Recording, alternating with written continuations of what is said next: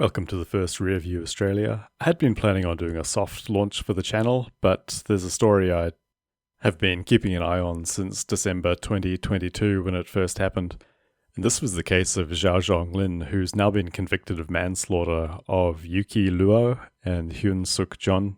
Now, because of YouTube, I need to be a bit careful with the wording, but they both worked in the adult industry, which is legal in Victoria. Xiaozheng Lin is a Chinese national, Yuqi Luo also a Chinese national, and Hyun Sook Jeon was reported as being a Korean national. However, I thought I did see one article which said she was also an Australian citizen, but I could be wrong.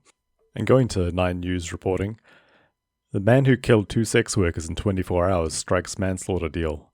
Details of the case have remained unreported since early 2023 due to a court gag order, which has since been lifted.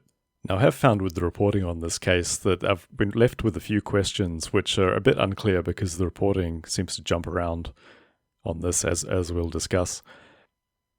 From The Age, man who killed 2 sex workers hours apart to serve 7 more years. A Chinese student will be deported after serving as little as 7 more years behind bars after killing 2 women in their homes, hours apart. Now, I found it slightly confusing because then looking at this article from the ABC, it describes that Lin was living in Australia on an expired student visa, which seems like somewhat generous wording from the ABC. So I've checked the sentencing documents and it does say that his student visa was expired at the time that he's committed these offences.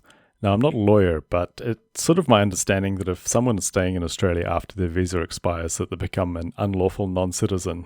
I think in layman's terms, you could call them maybe an illegal overstayer. On Thursday, Lin was sentenced to 14 years in jail with a non-parole period of 9 years after striking a deal with prosecutors to downgrade his charges from murder to manslaughter on the eve of his Supreme Court trial. With time already served, he could be released in 2031. Luo was found naked and fatally strangled. Jeon's remains lay undiscovered for days and were so badly decomposed her cause of death could not be determined. As each of them lay helpless in their own homes, you showed them no mercy, Justice Stephen Kay told Lin. On December 26, 2022, Lin's friend drove him to a brothel in Oakley before later driving him to Luo's apartment on Latrobe Street. However, for some context around this, which is missing, we need to jump to an article from 9 News, where it says that Lin told his friend he planned to rob Luo as he had recently lost money gambling with the TAB. There, as in once inside the apartment, he became angry when Luo told him oral services would cost extra before assaulting her and pushing her head into the bed. Now, this part of Xiaozheng's story doesn't really make a lot of sense to me because he's already admitted to his friend that he planned on robbing this lady. However, if he had paid her extra, he would have simply been robbing his money back from her.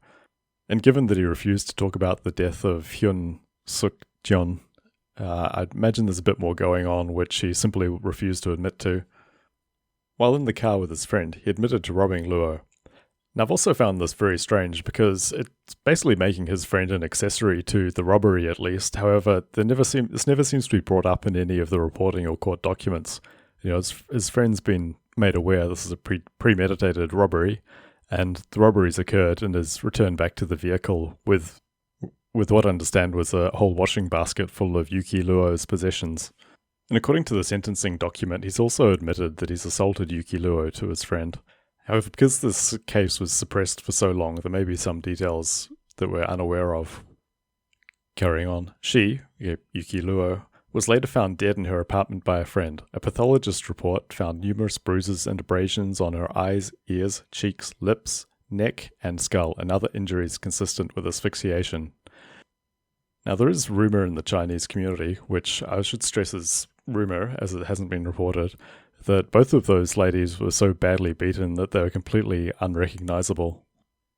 Returning back to The Age, now I would really recommend going and reading this article because it's quite long and does provide a reasonably full backstory on the events and the outcomes. But quoting further, Kay noted both were much-loved members of their families who now lived with profound sorrow and anguish over their deaths. And this is true. I mean, the Yuqi Luo's left behind her 2 elderly parents who live back in China, as she was a Chinese national.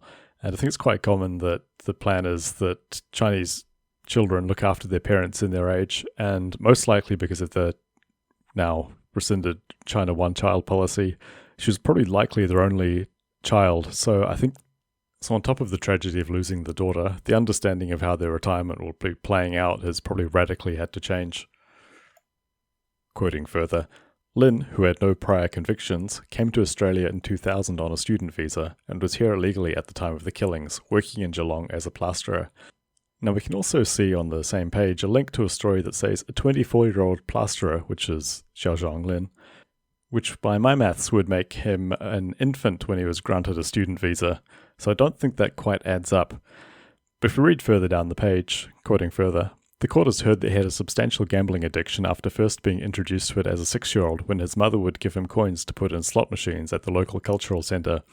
Now Australians do enjoy gambling, but we don't tend to have cultural centres with slot machines in them, unless you count the local pub.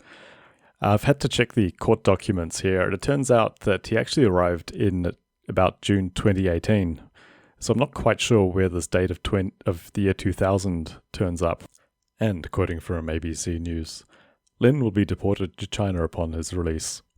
Which also brings me to the question of what happens to a Chinese national who murders another Chinese national while overseas and is then deported to China. Will the Chinese authorities simply look the other way, or will he be facing further retribution in China? Now, I'm sure there are previous cases of this, but I couldn't find an easy example, and I don't believe that China reports their capital punishment, so we'll just have to wait and see on that one. I'm also a bit curious about some of the descriptions about his immigration status. Some said he was a student, some said he was a former student living on an expired visa. I think I only saw one article which actually described him as being in the country illegally. And I'm also still extremely unclear about a friend who drove him to the apartment of Yuqi and was aware that Xiaozheng Lin was going to commit a robbery, and then was admitted that the robbery was committed after the fact. I'm also curious about the suppression order. There doesn't seem to be any reasons given why there was a suppression order. And I'm really not sure if that's just standard for cases of murder or manslaughter. And if you're interested in further details on this case, I'd really recommend going and reading some of these articles quoted. Unfortunately, due to the suppression order, obviously we've missed a lot of details. So I think that's it for the first episode of Review Australia. And I'd invite you to subscribe. It doesn't cost you anything. And if any further details come up about this case, so it's still going to be one I'm going to be keeping an eye on.